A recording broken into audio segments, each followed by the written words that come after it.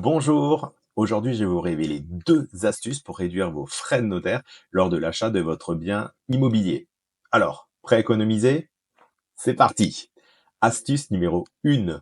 Savez-vous que vous pouvez déduire le prix du mobilier de l'achat de votre bien immobilier? Je m'explique. Si vous achetez un appartement ou une maison avec une penderie, une cuisine équipée ou quelque chose comme ça, il y a une partie de mobilier. Et vous avez le droit de déduire jusqu'à 5% du prix du mobilier de votre bien immobilier.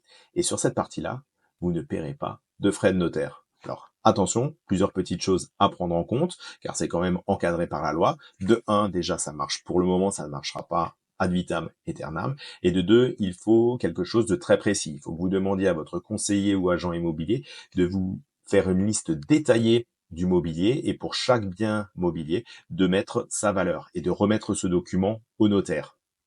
Deuxième chose, ne dépassez surtout pas 5% du prix du mobilier, sinon vous pourriez avoir droit à un redressement fiscal. Sur un bien à 300 000 euros, ça représente 1125. euros d'économie. Astuce numéro 2. Saviez-vous qu'en France, on a le droit de demander une ristourne sur les frais de notaire? Eh oui.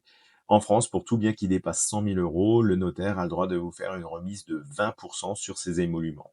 Alors le calcul est un petit peu compliqué, je ne vais pas vous en parler directement ici, mais par contre, sachez qu'au-delà de 100 000 euros, il a le droit de faire 20% de remise sur ses émoluments, et par conséquent, cela peut représenter encore 100, 200, 300 euros. Toujours ça d'économiser. Voilà, j'espère que vous avez apprécié ces deux astuces pour réduire vos frais de notaire.